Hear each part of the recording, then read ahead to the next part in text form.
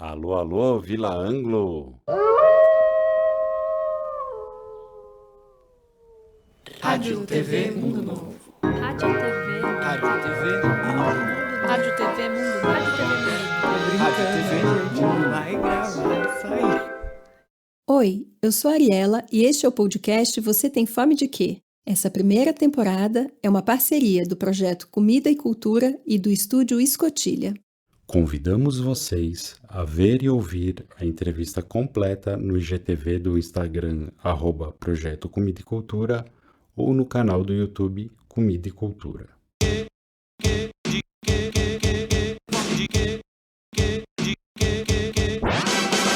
Você já parou para pensar que o alimento, a comida, estão relacionados não só com a nossa saúde, mas com muitos aspectos da nossa vida? A maneira como fomos criados, o lugar que moramos, da onde, como e de quem compramos, perto de quem moramos, quem seguimos, quem amamos. Hoje quem conversa é Elaine de Azevedo. Comida e Cultura. A Elaine é nutricionista com mestrado em agroecossistemas, doutorado em sociologia política e pós-doutorado em saúde pública. Oi, Elaine, estou te apresentando aqui, tudo bom? Tudo bem, e você? Tudo bom. Então, só finalizando, depois você mesma vai falar sobre você. Atualmente ela é professora na Universidade Federal do Espírito Santo, com pesquisa em Sociologia da Alimentação, da Saúde e do Meio Ambiente. Ela é autora também do livro Alimentos Orgânicos e do podcast Panela de Impressão, que eu sou muito fã. Então, bem-vinda, Elaine. Queria, primeira coisa, te agradecer, você ter aceitado o convite do Comida e Cultura e você poder conversar com a gente hoje aqui um pouquinho. Bem-vinda. Então, muito obrigada, né? Eu que agradeço a oportunidade, né? E o convite, a delicadeza para falar, né? A gente trabalha para isso, né? Para difundir. Então, esses espaços são bem importantes. Eu agradeço. Que bom. Então, eu queria que a gente começasse você contando um pouquinho para a gente quem é você e um pouquinho da sua trajetória profissional. Então, eu sou nutricionista, né? De formação. A primeira formação foi em Paraná. Eu sou paranaense, né? Sou do Sul.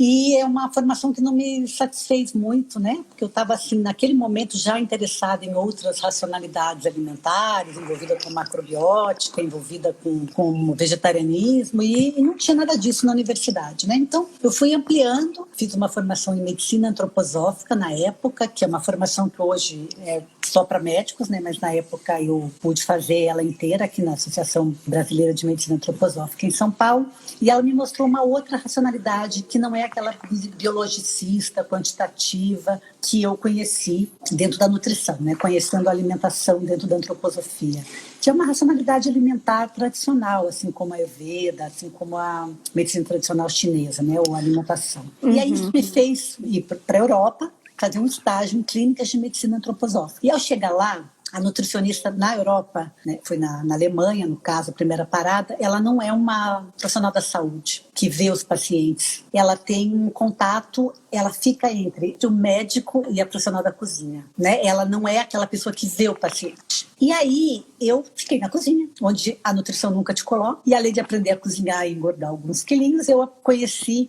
quem entregava comida, né? Que eram os agricultores familiares orgânicos na época, né? Porque é onde eu fiquei nessas clínicas que já trabalhavam com orgânico e biodinâmico. Então, conhecer esse ator foi uma grande mudança na minha vida. E aí, a partir de então, eu me interessei por essa história, né? Por trás da comida. Eu abri a porteira e fui entrando nesse universo dos sistemas agroalimentares. Aí eu fui fazer um mestrado, quando eu voltei ao Brasil, em agroecossistemas. Então, eu entrei na agronomia, sempre com essa noção de saúde, qualidade de vida. Eu não perdi o meu interesse pela saúde, mas fui ampliando o que significa saúde. Depois eu fui para um doutorado, isso em Santa Catarina, que foi um lugar que eu já estava morando com minhas filhas e o meu marido. E aí lá eu fui para a Federal de Santa Catarina e fui para o doutorado em Sociologia Política, para conhecer também essas relações que a alimentação e o sistema agroalimentar estabelece com as indústrias, com o Estado, com a ciência, né? E que só a sociologia podia me ajudar a conhecer e a decifrar. Depois eu fiz um pós-doc em saúde coletiva na USP para poder entender que eu era mesmo da área da saúde, né? Então, é uma formação muito interdisciplinar que acabou me levando para dar aula no Departamento de Ciências Sociais, na UFES, né? Isso porque também eu não tive condições de entrar em nenhum outro tipo de atuação na área da saúde, porque a área da saúde é uma área que ainda pensa muito em doente. Então, nem concurso me levava para lá, mas as ciências sociais me abriam um horizonte, então, de estudar alimentação, como vocês veem hoje, né, no podcast, com essa visão da sociologia da alimentação, a qual eu sou muito grata, né? Então, esse é um caminho que foi me levando para a universidade, mas a partir de uma visão de saúde ampliada, vamos dizer assim. Nossa, que trajetória interessante, eu não conhecia essa trajetória assim, e adorei, e pensei que sorte a nossa, que a medicina Nunca me você não aceitou, pode, né?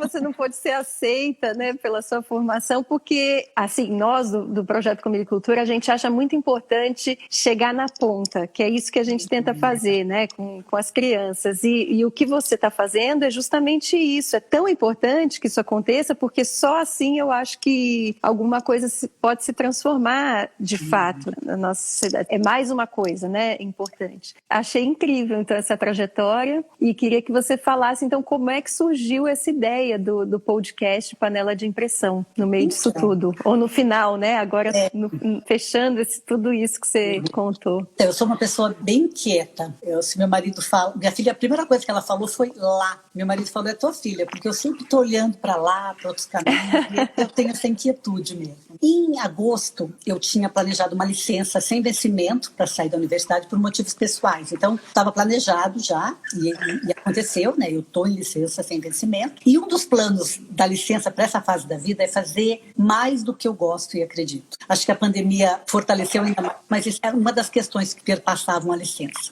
O que em pouquíssimos empregos é possível fazer, né? Então, na universidade também não é diferente. E eu acho que a academia, ela está um pouco fechada, ela está um pouco ensimesmada e não está conseguindo chegar nessa ponta, não está conseguindo chegar onde o povo está e nem falar a linguagem. Então, eu acho que como professora, também eu preciso me reinventar, conhecer novas estratégias para difundir conhecimento, para além das aulas teóricas e tal. E o podcast é uma dessas experiências, é uma dessas estratégias. Foi um projeto do início da pandemia, né? Eu ainda estava na universidade, e muitos alunos e amigos que me ouvem falar nos cursos, eles vêm me incentivando para isso. Eu tenho essa linguagem que tu escuta no podcast, eu tenho essa linguagem em sala de aula, né? Então é uma linguagem que é acessível, eu acho, e que ela já, usando a estratégia correta, podia chegar a mais gente. Apesar de achar que a internet ainda não é totalmente acessível para muitas pessoas, não é mesmo, né? Eu acho que ainda assim o podcast chega mais longe do que as minhas aulas e mais longe do que os meus artigos científicos, um monte deles publicados em periódicos que poucos têm acesso ou poucos têm vontade de ler, né? E como você sabe, meu conhecimento é muito político, ele é ativista, então ele propõe mudanças tanto pessoais como estruturais no nosso modo de comer, de produzir comida, de viver. Então me parece que essa abordagem precisa ser mais difundida, né? Então eu entendo hoje que a gente precisa contaminar com utopia, como eu venho dizendo recentemente, né? Especialmente nesse contexto político e alienante que a gente vive. Tem tudo isso junto, né? E com uma ajuda enorme de uma filha, a Chay, né? Que é do cinema, é do audiovisual, né? Chamou a turma dela e falou, vamos fazer. Então saiu Panela de Pressão. Acho que essa é a história dele, né? Muito interessante. Agora, você falou, você tem todo um ativismo, mas o que eu achei muito interessante do podcast, bom, eu posso ser suspeita na minha audição, mas eu achei muito interessante porque eu acho que você aborda temas que são polêmicos, né, muitas vezes, mas você tenta dar os vários enfoques que esse tema aborda, assim, não tem, assim, apesar do seu ativismo, que eu entendo, eu acho que no Panela de Impressão você consegue demonstrar pelo menos vários pontos de vista, e eu acho que isso é muito importante, principalmente nesse momento que a gente vive tão polarizado aqui no nosso país, principalmente, mas até podemos dizer no mundo todo, né? E eu queria já entrar então num dos episódios que você fala sobre o vegetarianismo. Você fala uma frase lá que eu adorei, eu queria que você comentasse um pouquinho, que é: o vegetarianismo é um propulsor da imaginação sociológica. Então, eu já ouvi, mas eu queria que você contasse um pouco a sua ideia sobre isso. Bem, na verdade, apesar de que claramente, né, eu procuro esse olhar de tolerância, porque as próprias ciências sociais, tanto a antropologia quanto a sociologia, elas trabalham com a complexificação dos temas e também com a tolerância. Então, são ciências que estão preocupadas com essa inclusão, com essa capacidade de se colocar no lugar do outro, né, de outras culturas, daquele que é diferente de você, né?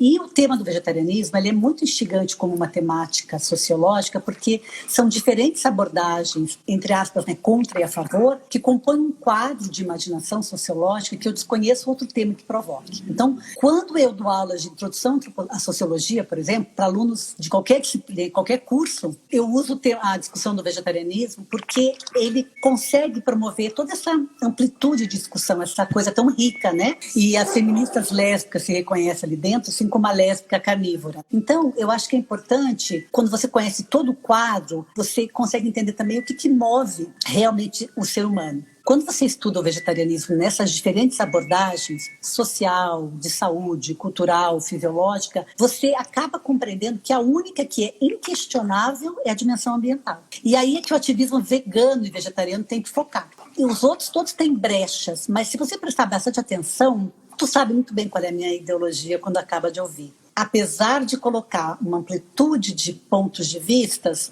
a gente não está buscando a imparcialidade, a gente está buscando a tolerância, mas está buscando também a complexidade que envolve as escolhas humanas. E eu acho que é por isso que o podcast é um tema tão interessante, né? E que as pessoas se sentem contempladas. Mais ou menos, por exemplo, esse é o episódio que tem mais visualizações, tem muita gente que olhou, e que teve menos compartilhamento por parte dos veganos, por exemplo. Porque eles são aquelas pessoas que estão trabalhando com ativismo. Então, muitos deles não se sentem, assim, contemplados no seu ativismo, né? Porque ele realmente é um podcast ou é uma visão que traz realmente, coloca em pauta a nossa dificuldade de aceitar outras visões, né? Não estou dizendo que eles estão assim, mas está muito claro. A gente quer ouvir o que é diferente. E essa é uma grande dificuldade do mundo mesmo hoje, né? Então, é mais que provável isso. É uma dificuldade, a gente tem uma série de preconceitos mesmo, né? Eu achei tão interessante, quando você falou que Hitler era vegetariano, eu quase caí para trás, porque na minha cabeça não fechava, assim, né? E aí achei muito legal essa colocação, né? Faz com que realmente a cabeça dê um salto, assim, você fala, opa, então não é bem assim, né? E não é mesmo, e por mais que a gente tente ser cabeça aberta e tal, eu me peguei nesse momento, né? Eu tropecei ali. Por que você tropeçou? Eu acho que é porque eu sou judia, e aí essa história do Hitler, ela me pega muito fortemente. E aí, para mim, o vegetarianismo tá ligado a uma coisa muito desse pensamento mais... que não é um pensamento só seu, né? Que tá ligado ao meio ambiente, né? Na minha cabeça tá muito ligado a isso, né? Então eu pensei imediatamente, falei, como é que Hitler, que era aquele cara abominável, que não, né, na minha cabeça não pensava no outro, era individualista, como é que ele poderia ser vegetariano, né? Porque então, ele pensava no outro, sim, só que só no outro igual. Ele pensava em toda a Alemanha pura para eles, para os arianos. Então, a ideia, você sabe que o movimento ambientalista europeu começou durante o nazismo. Porque eu não sabia. A visão do nazismo era um país puro, uma raça pura, né, alimentos puros para um povo escolhido, né? Apesar que o escolhido é o judeu, né? Na verdade, o Hitler trabalhava essa perspectiva de pureza do povo. E a pureza está ligada no caso, ao consumo de alimentos animais, né? Então tem um livro da Mary Douglas, que é uma antropóloga, que ela fala em pureza e perigo, né? Quando tu começa a realmente a querer higienizar tudo, tu pode chegar a higienizar, inclusive, o que tu considera como contaminado, né? Assim, cai muito bem uma ideia de pureza via o que tu come, né? Porque tu tá falando da ideia de nós somos o que comemos, né? Então, que é outra ideia que não fecha muito, né? E essa somos o que comemos, ela é tão batida como aquela que o teu alimento seja teu medicamento, né? Na nutrição todo mundo usa isso, mas ela é muito mal interpretada, né? Tem muita fala que diz que os povos pacíficos são vegetarianos e os guerreiros são carnívoros, inclusive estudos antropológicos. Falta falar dos pacíficos que comem carne e dos guerreiros ou neonazistas que são veganos, como eu tentei problematizar, porque não é só o que entra pela boca. Afinal, você deve conhecer muitas pessoas maravilhosas e humanas que não são veganos, certo? E muitos veganos cretinos também. A gente não é o que come no sentido literal, né? Senão estava fácil de ser pacifista, de ser humano, né? Se tu me permite aqui, eu acho que quem explica muito bem isso é o Rudolf Steiner, que é o precursor da antroposofia.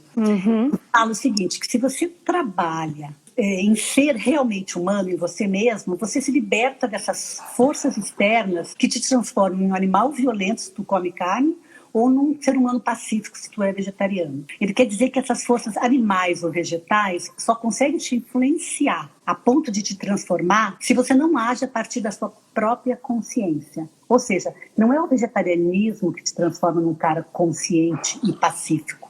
É a sua autoconsciência trabalhada sobre a importância da paz, da coerência, é que te faz buscar o vegetarianismo. Não? É do outro jeito. Ou seja, você deve buscar ser livre de modo que o que você come não impeça você de ser o que tem potencial para ser. Então ele vai falar que o alimento consegue te influenciar a ponto de te tornar pacífico ou violento por causa da dieta, é porque você não está trabalhando com a sua própria liberdade. Então eu gosto dessa ideia, né, de que não é só o que entra pela boca, né?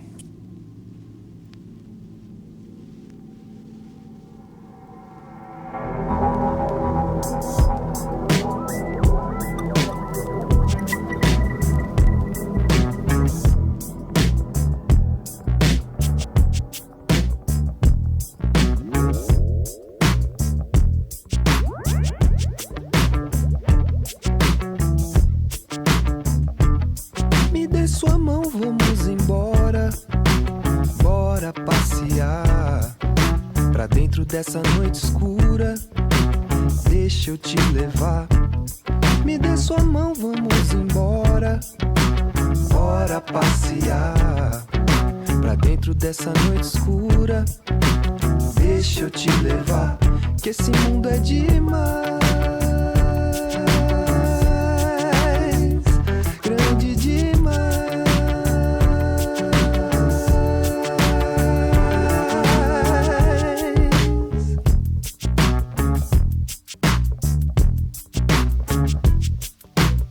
Só você me dá vontade de ir ao fundo, agarrado em teus cabelos longos e escuros. Só você me dá vontade de ir ao fundo, agarrado em seus cabelos longos e escuros. Passo a passo nessa dança eu te conduzo. Gira, gira, gira, gira, gira, gira, mundo.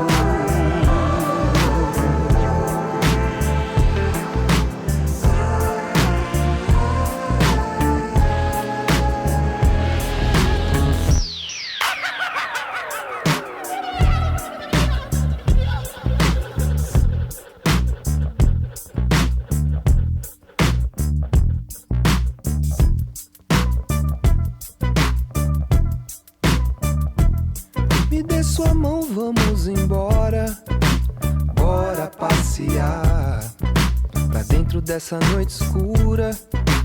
Deixa eu te levar.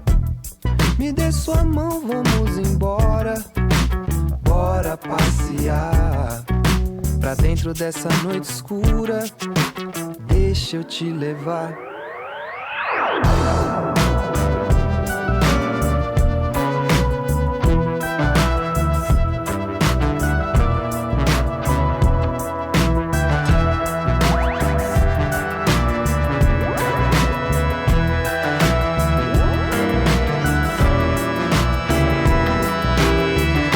Sambando no beiço da boca da noite. Cai bem, cai pisada bem. Ecoa no escuro abafado. Cai bem, brilha a pele preta na lua de prata. Cai bem, cai bem. Tambor testa o seu sapateado. Cai bem, zigue-zagueando no posto enlaçado. Cai bem, de cá pra lá, de cá pra banda. Cai bem, atiça, tropeça e chama pra dança. Cai bem, bate palma, afirma e abre a festança. Cai bem, seu gazão fortalece a união desse samba. Cai bem, seu gazão fortalece a união desse samba. Cai bem, cai bem.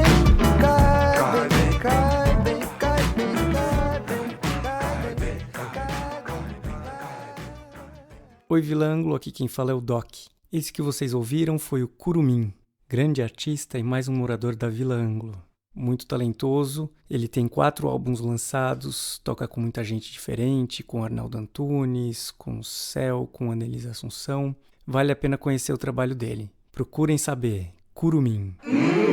Eu queria te perguntar em relação a tudo isso que a gente está falando do vegetarianismo e do veganismo, então em relação às questões ambientais mesmo de fato. Você não acha que não existe uma única solução, né? Porque não dá para, então, querer que todo mundo... Você mesmo fala isso nesse mesmo podcast, se não me engano. Não dá para querer que todo mundo vire vegano, então, ou que todo mundo aceite ou queira comer hambúrguer feito agora, esses feitos a partir de vegetais, enfim.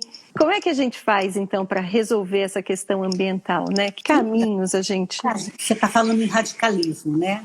A gente foi radical até agora. A gente foi radicalmente destrutivo. A gente detonou a natureza de forma radical. O sistema agroalimentar chegou no máximo da destruição, da ambição pelo lucro máximo, da falta de ética, do cuidado com outros seres e com a gente mesmo, né? Então, agora, nós estamos sem opção. Porque se a gente tivesse sido um pouco mais equilibrado nesse caminho, agora a gente poderia continuar por mais tempo com equilíbrio. Agora, o único jeito da gente continuar, ainda ter possibilidade de um futuro nesse planeta é sendo radical. Essa que é a minha sensação. A gente não tem opção agora. Se a gente tivesse seguido um caminho de equilíbrio, de parcimônia, de respeito, a gente teria mais anos pela frente. Mas a gente não vai ter. E isso está todo mundo mostrando. As discussões do antropoceno, das mudanças climáticas. Então, assim, por exemplo, um exemplo, né? Essas dietas hiperproteicas são um bom exemplo. A gente foi ao hiperproteico sem controle, sem consciência, sem observação sobre os efeitos na natureza, nos animais e na nossa saúde. A gente só pensou na produtividade física, máxima produtividade intelectual, e não viu que para ser saudável a gente tem que ter, por exemplo, natureza. Então agora a gente vai ter que ir para o hipo mesmo, você entende? O que eu quero te dizer é que a gente não vai ter caminho do meio agora. É tudo ou nada nesse jogo, porque a chance de perder é muito grande. As geleiras estão derretendo, ou para tudo, ou não tem como deter. Eu acho que isso não vai mudar, a gente vai morrer sem esse processo de radicalização. Mas todos os especialistas falam, agora é a hora de fazer a mudança radical, porque nós fomos radical, né? Eu não sei se vai acontecer, porque veio uma pandemia dessa, veio uma grande possibilidade de mostrar pra gente, e quando a França abriu as fronteiras, abriu as lojas, e a China também, o povo saiu correndo para comprar em loja de grife. Aqui a gente não precisou nem acabar de morrer, né? Estamos morrendo ainda, as pessoas já estão se atracando no comércio, como aconteceu no Rio de Janeiro essa semana, né? Então, o que mais a gente precisa, né? Uma grande onda que cubra tudo, diz a nossa profecia antropocêntrica, mas eu não sou pessimista, eu vou até o fim, porque vou atrás da utopia, é ela que me move, mas a gente tem que ser radical. Então agora não tem jeito.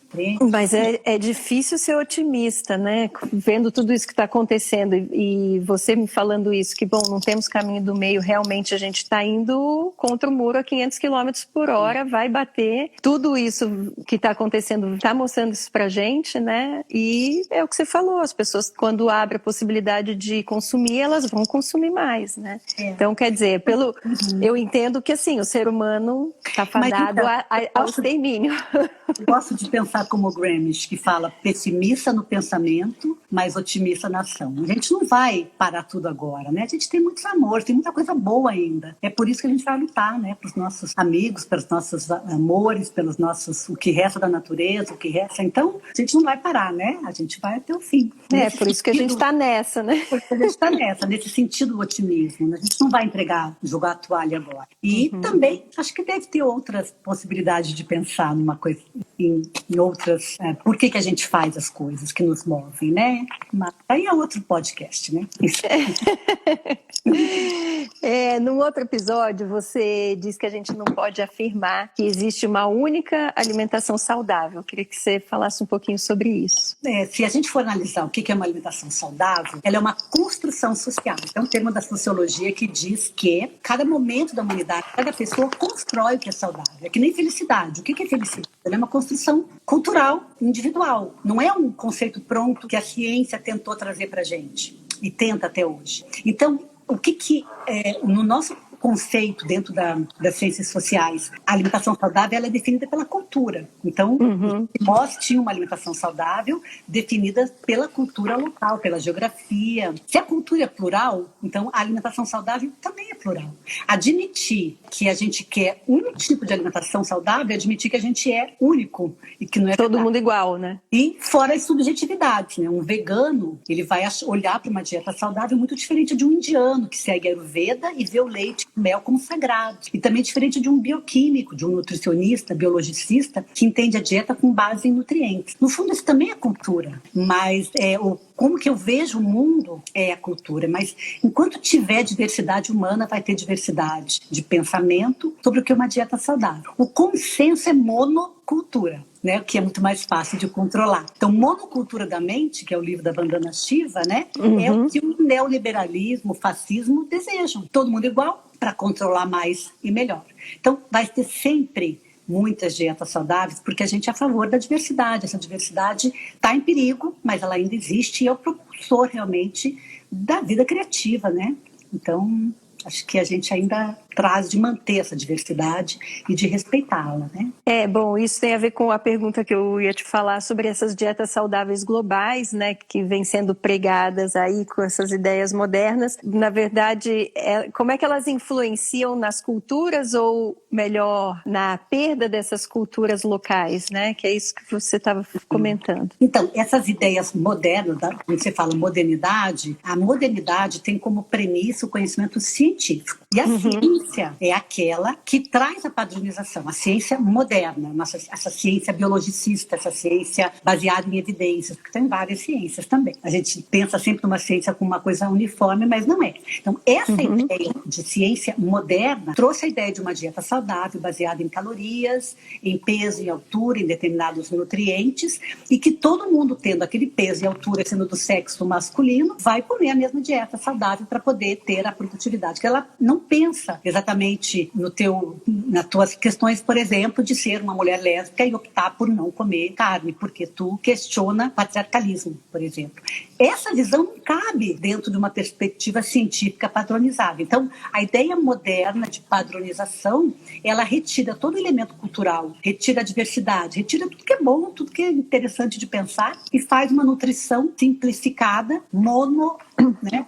Assim, uma perspectiva bem mono e pouco efetiva, porque continuamos morrendo de várias doenças, continuamos, né, cada vez mais com problemas de obesidade, de câncer, diabetes, essas doenças ligadas à alimentação. Ou seja, perdemos a questão da cultura que não foi introjetada pelo estudo da nutrição, que é quantitativa, essa nutrição que tu está falando aí dentro dessa ciência moderna, ela acabou trazendo essa desqualificação das culturas locais. Não perda, porque elas existem, né? Elas estão aí, ainda bem. E a gente continua se alimentando e resgatando essas premissas culturais. Por isso que eu sempre digo que um curso de nutrição, ele podia ter muito mais antropologia e sociologia, a gente ia ser muito mais saudável. Além de ser um curso melhor de fazer, porque é muito chato fazer nutrição. E quando a gente trabalha, eu tive restaurante muito tempo, então sempre tinham as nutricionistas que vinham, e depois na escola, agora com as crianças também tem as nutricionistas, e é difícil achar uma nutricionista que entenda o todo, assim, realmente parece que elas pensam assim em compartimentos, assim, e só querendo entender o que tem dentro daquele alimento, sem entender absolutamente nada do que está acontecendo ali naquele momento, né? Então, realmente, você tem toda a razão, tinha que ter,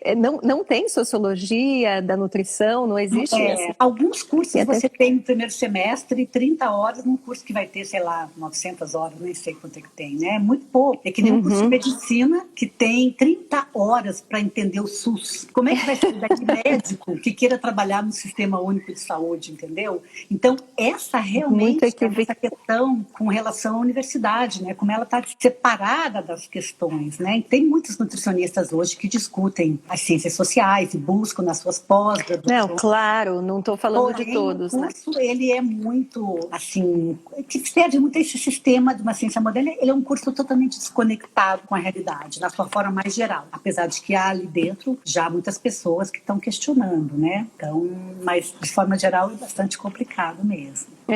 Eu conversei aqui já com outros nutricionistas que têm um pensamento assim como o seu, mais amplo, mas eu falei, não me entendam mal, não estou falando... Não, eu vou dizer para você assim, eu sou aquela pessoa, assim, é mais fácil para mim criticar, porque eu realmente estou do outro lado, na verdade, quando aperta lá eu falo, sou socióloga, porque eu não compreender esse reducionismo. Então, a crítica procede, eu só estou querendo também dizer que tem mudanças, né? Apesar de eu costumo também dizer que essas mudanças estão muito mais nas mãos dos chefes de cozinha, dos culinaristas, de ambientalistas, do que da nutricionista. Você pode ver que a discussão que se faz nisso está muito mais forte na gastronomia, por exemplo, com relação a essas questões de politização da comida, etc., do que na nutrição, né? Mas o pessoal está correndo atrás da a gente tá vendo cada vez mais, né, os restaurantes e os chefes querendo se aproximar, como você se aproximou, né, dos pequenos produtores aí nessa sua trajetória, né, que você falou que foi o que abriu para você tudo isso, e agora eu vejo que dentro da gastronomia realmente a aproximação com o pequeno produtor está sendo uma maneira de transformar realmente os cardápios, né, e uma maneira muito interessante e boa, né, para a gente tentar frear esse impacto aí que você estava falando. Eu queria perguntar também sobre a questão da monocultura e do agronegócio, como é que ele impacta nos nossos corpos e na nossa saúde? Por exemplo, nessa questão que você até colocou atrás da obesidade, né? Então, de forma bem simplificada, né, o podcast, claro, 20 minutos em 1 segundo, esse agronegócio produz alimentos como trigo, milho, soja, cana, que vão ser industrializados e transformados em massa, bolacha recheada, gordura hidrogenada, doces de péssima qualidade, e são baratos, são vendidos por um marketing que engana e é pago por essas mesmas indústrias, que corrompem com dinheiro os governantes e os políticos corruptíveis para fazerem leis que apoiam essas empresas, que flexibilizam esses alimentos de baixa qualidade e baratos, e que hoje disponibilizam em todo lugar, e também no mercado, até no mercado institucional, na merenda escolar, por exemplo. Aí o povo come só isso, porque é mais barato e acessível, e adoece. Então, isso é um resumo de como que o agronegócio produz e incentiva a gente a comer. Aí tu vai numa comunidade, num mercadinho ali que só tem isso. Televisão só tem isso. Na Amazônia, o barco que chega produz isso. Na merenda escolar, o governo retira os 30% da agricultura familiar e coloca, como o Dória fez aqui, o alimento de origem ultraprocessados, porque ele foi apoiado por essa indústria para poder fazer isso. Então tem dois problemas, a gente tem a indústria agroalimentar e a corrupção dos políticos. Com isso juntando, a gente tem essa questão. Foi um belo resumo que você fez.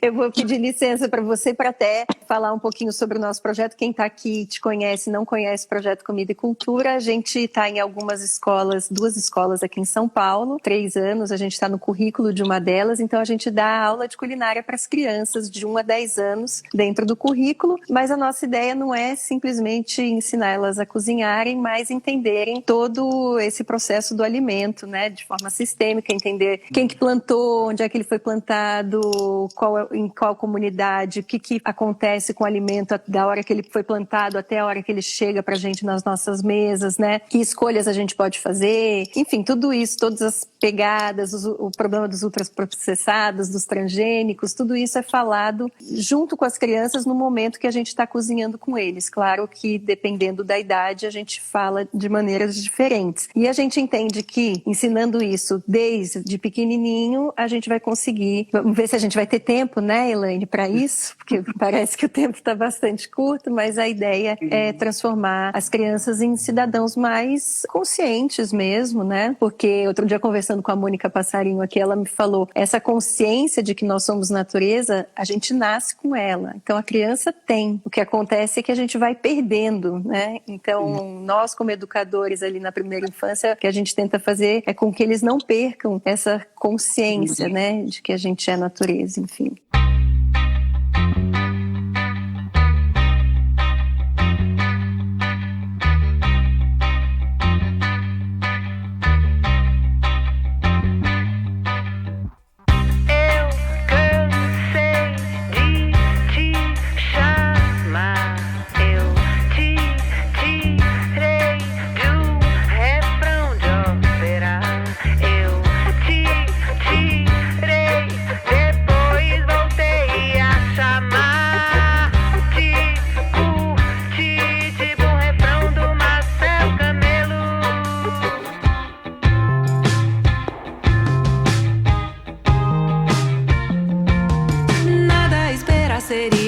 Interessante. Conta tua história, eu te resumo numa ponta. Busy, busy, serious, so fucking serious. Você so serious, papa. Você so serious, papa. Busy, busy, serious, so fucking serious. serious, papa. Você so serious, papa.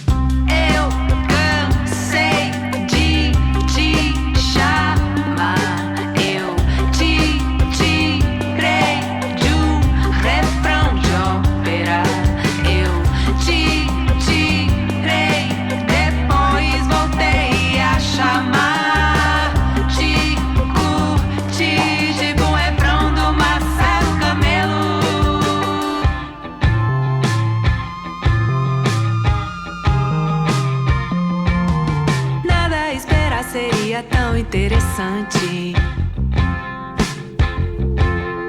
Conta tua história, eu te resumo numa ponta. Ai. Busy, busy, serious, so fucking serious. Você so serious, papa. Você so serious, papa. Busy, busy, serious, so fucking serious. Você so serious, papa. Você so serious, papa. Busy, busy, serious, so fucking serious. Você so serious, papa. Você so serious, papa. Busy, busy, serious, so fucking serious. Você so serious, papa.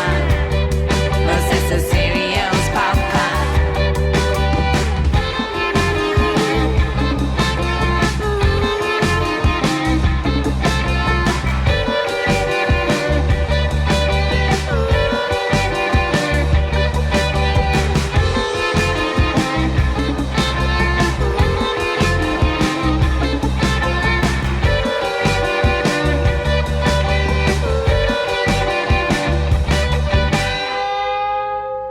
Agora vocês escutaram Deleva, mais um projeto formado na Vila Ângulo. A banda já tem um álbum gravado e está no processo de gravação do segundo EP. As músicas são compostas por Carolina Deleva, que além de cantora e compositora da banda, é ceramista. Ela também dá aula de cerâmica e vende suas cerâmicas aqui na Vila Ângulo. Se quiserem conhecer, procurem no Instagram Estúdio Marroca. Eu queria te perguntar, que exemplos você acha que a gente tem na natureza que a gente podia observar para mudar, né, um pouco a nossa postura em relação a tudo isso? Então, eu costumo dizer, as pessoas falam muito, não falta educação, né, para combater os problemas que a gente tem hoje com relação, por exemplo, a uma consciência alimentar ou as questões políticas ou sociais, a gente precisa de mais educação. Eu já não acredito nisso. Tem duas coisas. Eu não acredito mais na educação, porque, por exemplo, quando eu vejo um povo como, por exemplo, o povo americano nos Estados Unidos, que tem acesso à educação e votaram no Trump, por exemplo, eu começo a pensar que o problema não é o acesso à educação, mas é o que é a educação, o que tem na educação, quais são os valores que uma sociedade está colocando na educação. Então, na verdade, a questão hoje, né, quando a gente conhece, por exemplo, o racismo, da onde a gente tem esse, da onde ele vem, ele é estrutural e a educação faz parte. Então, quando você me pergunta o que a gente observa na natureza que pode nos inspirar, né, que pode nos educar, eu digo tudo. Eu acho que é só na natureza e com algumas comunidades que ainda vivem perto dela, né, que são comunidades tradicionais, que a gente pode reaprender valores humanos que não estão nem na educação mais. Para mim, é a maior escola, é a igreja mais ética que existe. Porque os nossos valores estão sendo destruídos em cada queimada, em cada rio perdido pela mineração, em cada animal, cada abelha morre. A ciência que substituiu a natureza falhou, porque ela foi arrogante, a ponto de pensar que a gente não precisa dela. Quando, na verdade, está tudo lá. Então, se a gente tem algum lugar ainda que a gente pode encontrar penso de ética, de cooperação, de equilíbrio, verdade, saúde, é na natureza. Então, por isso, a importância de preservar essas comunidades tradicionais que ainda conseguem viver perto da natureza e conseguem aprender a partir dela, e é para lá que a gente consegue ainda ter um pouco de confiança que as nossas crianças, nosso futuro pode ainda aprender. Então, ouso dizer que as escolas, do jeito que elas ensinam hoje, a educação que ela ensina hoje, tanto é que eu aprendi que o Brasil foi descoberto. Eu também. Então, assim, você também deve ter aprendido isso. Ou seja, a gente não é na escola que a gente vai aprender. Se a gente conseguisse ter contato com os ancestrais, que alguém falou aqui agora, com os indígenas, que contem pra gente a história da versão de quem viveu a destruição ou a invasão, eles estão lá, né? Eu quero dizer, quando eu digo natureza, eu também estou falando desses povos tradicionais. Então, para mim, hoje, a verdadeira escola, a verdadeira natureza é trazer o resgate. Eu trabalho muito com os agricultores que produzem comida, né? Porque é lá que a gente pode ter ainda algum recurso educacional verdadeiro, com valores que fazem uma falta incrível hoje, né? Então é tudo. Se você quer me dizer o que a gente pode aprender da natureza, é só da natureza que a gente pode aprender. Se a gente ampliar também essa visão do que tu falou também, que a gente não é assim, a gente é parte, a gente é natureza, né? Não é uma coisa separada. Essa separação é que a gente falhou lá atrás, né? Falhou mesmo. E você sabe que outro dia, conversando com uma outra pessoa, ela me disse que nos povos indígenas, por exemplo, não existe a palavra natureza. Achei tão interessante, porque é isso, né? Eles não fazem essa separação, né? Estava falando de ancestralidade. Por exemplo, isso tem uma cosmogonia também no hinduísmo, né? O hinduísmo acredita que os minerais são a primeira espécie humana, a primeira estrutura humana que está dentro da gente no corpo. Os vegetais são a segunda estrutura humana que está na nossa vitalidade. Os animais, a terceira estrutura humana que está no nosso instinto. A gente só tem uma racionalidade humana, né, a mais nesse processo, mas somos todos natureza. Se a gente realmente pensasse nisso, a gente estaria muito melhor, né? Mas a gente se colocou naquela inclusive foi as ciências sociais que trouxe isso muito claro também. Não, a gente não estuda a natureza, a gente estuda a sociedade. Né? Essa separação que aconteceu muito forte no início do século XVIII faz a gente dizer, nossa, o rio está sujo, em vez de dizer, nós sujamos o rio. A gente se separou, a gente fala, isso é uma estrada perigosa. A estrada não tem nenhuma estrada perigosa, né? Perigoso é você entrar nela a 180 km por hora. Essa separação cartesiana entre você e o mundo, né? Que está dentro, que está fora, né? Exatamente. Muito bom te ouvir, Elaine. Nossa, tô adorando. Queria te perguntar agora sobre a sua vida pessoal, se você tem memória de quem te ensinou a comer, como que se deu a sua educação alimentar? Então, eu comia muito mal. Tive uma mãe que me mimou muito, era a quarta filha. E, como muitas crianças de hoje em dia que decidem o que querem comer, eu também fui muito mal educada. Com todo respeito à minha querida mãe, mas ela realmente não me obrigava a nada. Então, eu comia muito mal. Mas eu estava numa família, tinha um pai mineiro, filho de agricultores, que nasceu na roça, à base de arroz de pilão, feijão, banha de porco, rapadura, farinha de milho, frutas e comida de verdade, né? Leite natura. Então, essa comida que tinha na minha casa, boa, fresca e não industrializada, que tinha que ter arroz e feijão todo dia, fresco, ela está comigo, né? E ela me move nessa luta pelos agricultores familiares e por todos esses gigantes produtores de comida que de pequena eles não têm nada. E ela, na verdade, assim, essa verdade, né, que eu não consegui fazer quando criança, né, ela está dentro de mim, né? Porque eu tive o exemplo, eu olhei tudo aquilo. Então, estou correndo atrás desde os 15 anos, quando eu comecei a comer, eu realmente comecei a valorizar muito esse tipo de alimentação. Mas eu não posso dizer que a minha memória alimentar é de uma comida de verdade, sempre fresca, produzida, feita em casa mesmo, tinha muito pouco industrializado, muita pouca porcaria, como se fala. Apesar que eu comia açúcar, etc., mas tinha comida. E a gente ia muito para a roça, ia visitar meus parentes, tanto em Minas como no interior do Paraná, e aí tinha fogão a lenha, galinha caipira. Então eu tenho muito claro essa culinária caipira do Dória, era o meu imaginário. Assim, quando eu li o livro dele, eu me transportei para esses lugares, né? No Molina, como estão falando aqui, no interior de Minas, em Luz. Lá é por esses agricultores, é por esse resgate, essa memória que eu trabalho, não tenho dúvida. E eu também tenho muito claro também que quando, por exemplo, eu tenho o meu Instagram, que além do podcast, também foi uma estratégia de começar a me comunicar com esse mundo real, né? Que eu chamo. Então eu coloco lá muitas informações e imagens, procuro trazer imagens bonitas que eu gosto. E quando eu coloco uma imagem no fogão a lenha, de uma comida da roça, da comida mineira, o povo enlouquece. Eu tenho claro que o imaginário brasileiro, de muitos de nós, realmente é essa culinária caipira, que nos traz muitas relações afetivas, porque realmente a memória de todos nós. Também foi muito claro quando eu, por exemplo, fiz um trabalho com merendeiras, que eram das escolas convencionais, né? Merenda escolar convencional, a gente queria sensibilizá-las para a alimentação escolar orgânica. E elas reclamavam que o frango era duro, que tinha minhoca, que não sei o quê. Então, o que a gente fez? A gente pegou, eu falei, gente, bora botar esse povo de volta para o rural. A gente pegou um ônibus e a gente levou essas merendeiras lá em Santa Catarina, em Florianópolis, para o meio rural, para elas verem, relembrarem quem que elas estavam apoiando. Não sem fazer nada. A gente sentou numa roda, elas viram o fogão a lenha, elas viram a galinha, elas viram quem estava cozinhando, quem estava produzindo a comida, e elas lembraram do que eu lembro todo dia quando eu vou na feira, e está no meu afetivo isso, né? Nossa, é muito emocionante o que você está falando, porque realmente, para mim, assim, pessoalmente, comida me remete completamente ao afeto, né? E essa solução que vocês deram de levar elas de volta, né, para onde tudo começa, realmente é... Outro dia a gente fez também uma oficina aqui na Ocupação 9 de Julho, e aí a gente fez uma oficina que a gente faz com as crianças,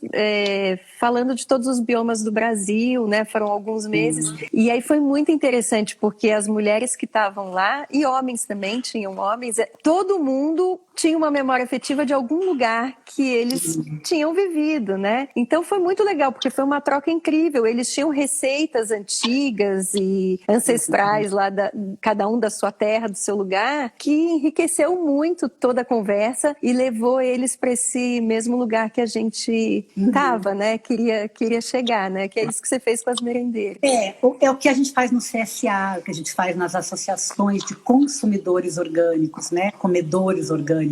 A gente leva eles de volta para as nossas raízes, que é a natureza também, que lá estão os valores que fazem a gente comer. Não tem nutricionista, não tem educação alimentar que possa ser mais efetivo do que uma visita ao campo. Então, quando você quer trabalhar com crianças, com educação alimentar com crianças, leve as crianças na feira, vão para o meio rural, não em fazenda, mas no agroturismo mesmo. Vão visitar agricultores, agrofloresteiros, ribeirinhas, assentados, indígenas no Amazonas, se tiver grana, né?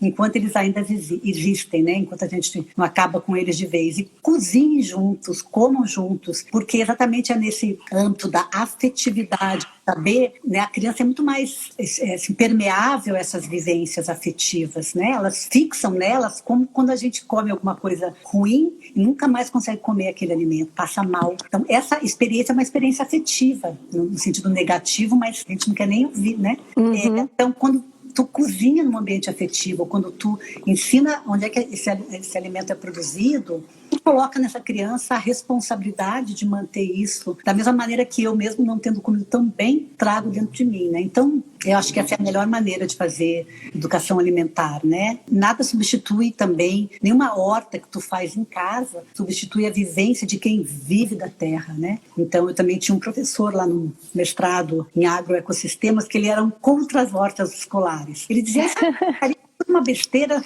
as crianças não morrem tudo. Eu não acho que tem um aspecto pedagógico, mas ele dizia, pega um dia de campo 2 vezes no ano e leva essas crianças para a roça, para elas passarem um fim de semana com os agricultores, né? Minhas filhas estudaram em escola Waldorf e tem o que eles chamam de estágio agrícola. Eles ficam 1 semana na casa dos agricultores. E eu me lembro muito da experiência da minha filha mais nova, que teve uma experiência com esses agricultores familiares que tinham uma granja e que ela dizia, mãe, eles não compravam nada além do sal. Eles produziam tudo. Tudo. Né? Então, essa experiência ficou muito marcada, né? Além do fato de eu ter que trabalhar na enxada e na granja, mas ela realmente é o maior presente que a gente pode dar para os nossos filhos, é esse retorno para onde estão esses valores que eu falei lá em cima, né? Porque não tem outro lugar, não tem escola que consiga trazer isso. É isso mesmo. Agora, apesar de você ter tido uma alimentação que você falou que foi livre e ruim, você teve um outro exemplo, então hoje em dia você come super bem. Como que é essa alimentação? Assim, não é que eu tive... Eu comia, minha mãe fala assim, eu comia porcaria assim, eu comia farinha e arroz e bife, não comia verdura. Verduras, legumes. Na verdade, eu não era exigida. Isso eu não me lembro, nunca me lembro que minha mãe falou na mesa até acabar, como eu fiz com as minhas filhas. Não sai da mesa. É agora, é isso. Ah, não tem tomate? Então é pepino. Quer dizer, eu tentei fazer a ditadura alimentar que minha mãe não fez, né? Que eu acho que foi muito...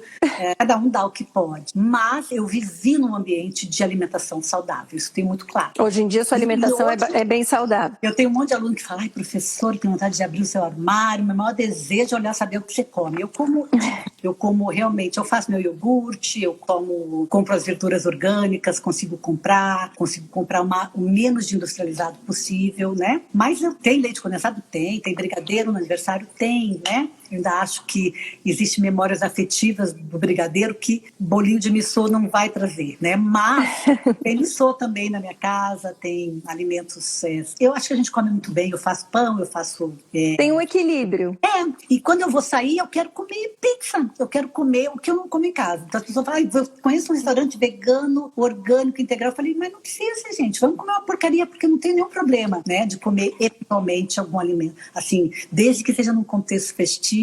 Mas é claro, eu procuro equilibrar muito, não porque eu sou radical, porque eu gosto de comer assim. Eu gosto de comer arroz integral, eu acho melhor que arroz branco. Eu não tenho nenhum problema com comida também, porque eu acho que o eventual não mata e eu não gosto de falar mal de nenhuma comida. Então, se alguém fala assim, carne faz mal, água faz mal, eu falei, depende, se for muita foda, né? Porque não existe comida ruim.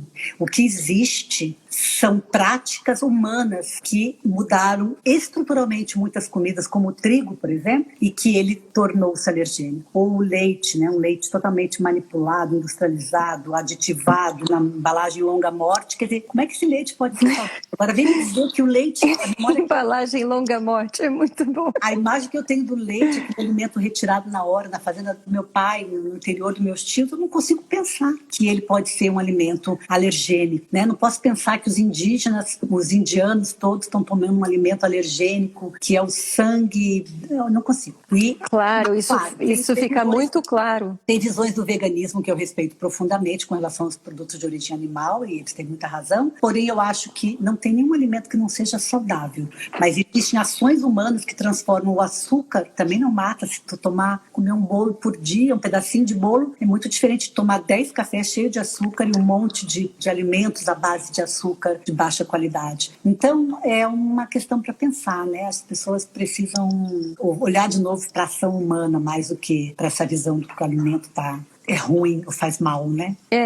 Eu penso bastante parecido com você. Eu acho que tem um equilíbrio, né, nas coisas. Você tem que sentir qual é o seu equilíbrio e que você altere o menos possível o meio ambiente à sua volta. Entenda que o que você vai escolher vai estar tendo impacto, né? Então, equilibrar. E durante a quarentena, você acha que as pessoas estão se alimentando de forma diferente? Você acha que hábitos podem ser mudados com esse confinamento que muitas pessoas estão vivendo, né? Eu acho que o vírus só ampliou o que já existe. Então, quem está apavorado, com medo de contaminação e tem um pensamento super materialista, está comendo cada vez mais esterilizado, industrializado, delivery, e está lá em casa pensando nisso. Já os que estão com medo, mas acreditam no seu sistema imunológico, estão cozinhando mais, comendo alimentos frescos, orgânicos, mais agricultura familiar, com menos carne. Quem não pensa em nada, não mudou nada e continua como antes. Eu acho que está tudo igual, mais exacerbado. Agora, a gente ouve mais falar que as pessoas, eu acho que são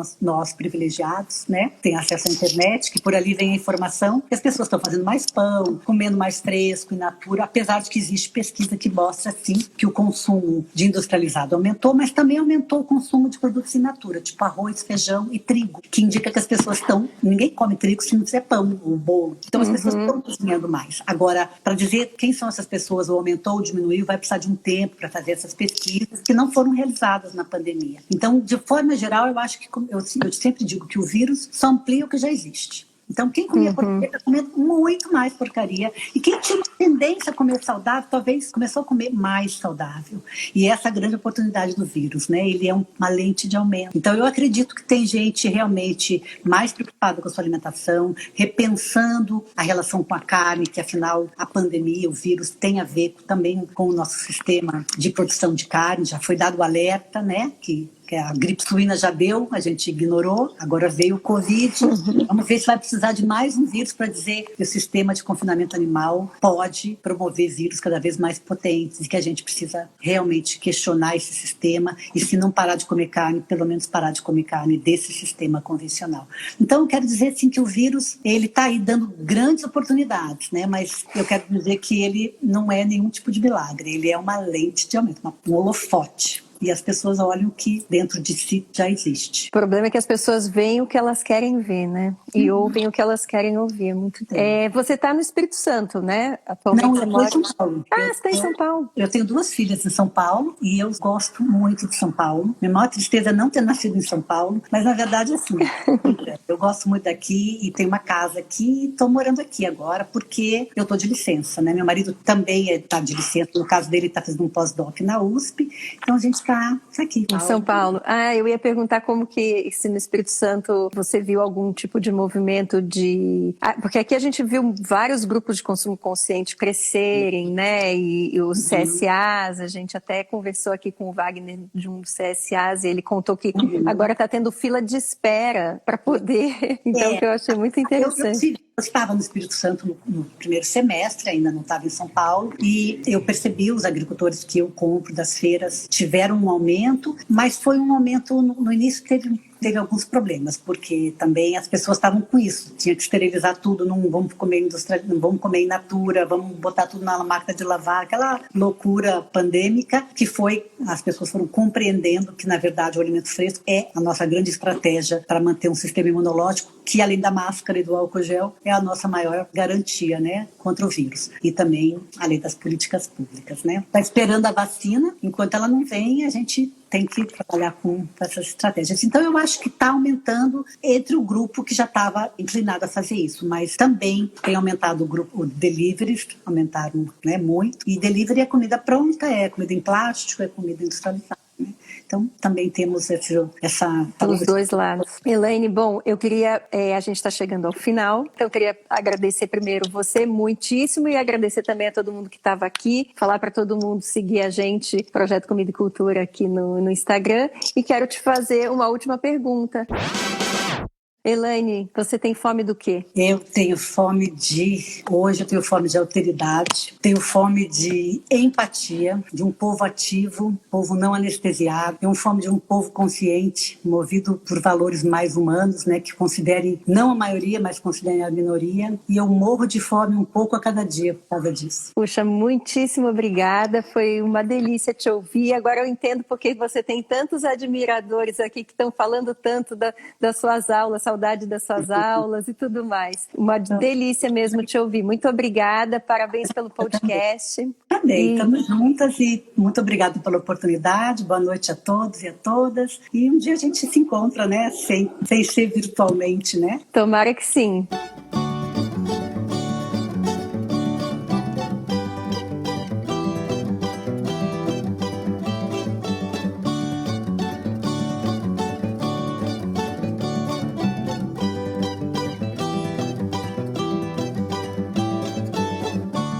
Umboque, Batucanego, no cruzeiro vai passar. Festa de São Benedito, Lelê, Satona vai sambar. Umboque, Batucanego, no cruzeiro vai passar. Festa de São Benedito, Lelê, Satona vai sambar. Guaiá, a caixa e o cu, os batuqueiros vão formar. Chapéu velho na cabeça, saia rendada a girar. No terreiro da vovó, o coro vai cantar. Esse boi vai gemer, o lelê e a fumaça vai pro ar. O bumbuqui, batucanego, no cruzeiro vai passar. Festa de São Benedito, lelê, Satona vai sambar.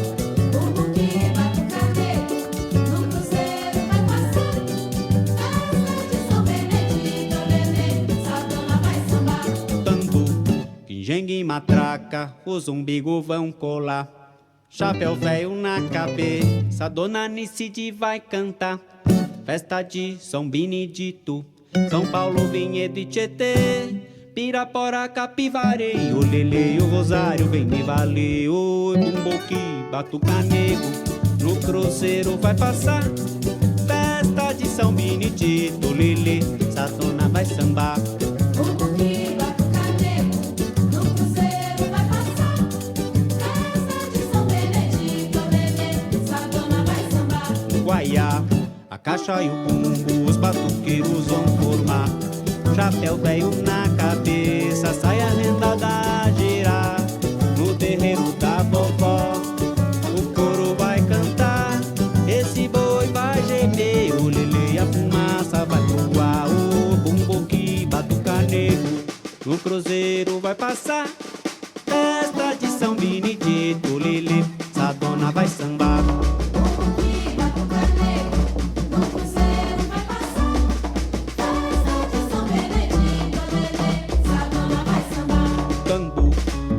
E matraca, os umbigo vão pular. Chapéu velho na cabeça, Dona Anicide vai cantar. Festa de São Benedito, São Paulo, Vinhedo e Tietê, Pirapora, Capivari, o Lili e o Rosário vem me valer. Oi, Pumboqui, Batucaneco, no cruzeiro vai passar. Festa de São Benedito, Lili, essa dona vai sambar.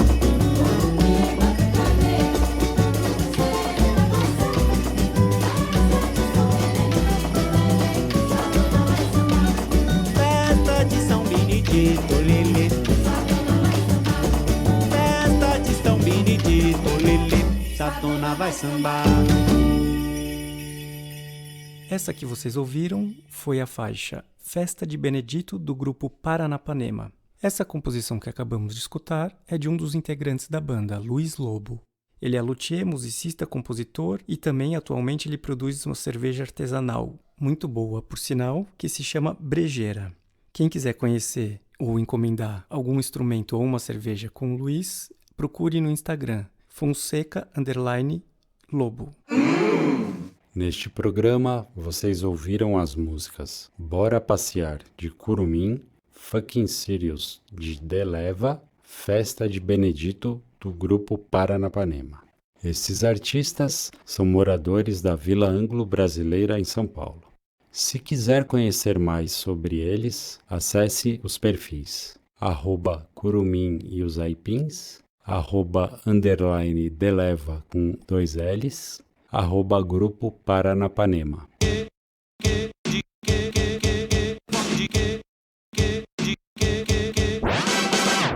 Rádio TV Mundo Novo. Rádio TV. Rádio TV. Rádio TV Mundo Novo. Rádio TV Mundo Novo. Rádio TV. Vai gravar isso aí.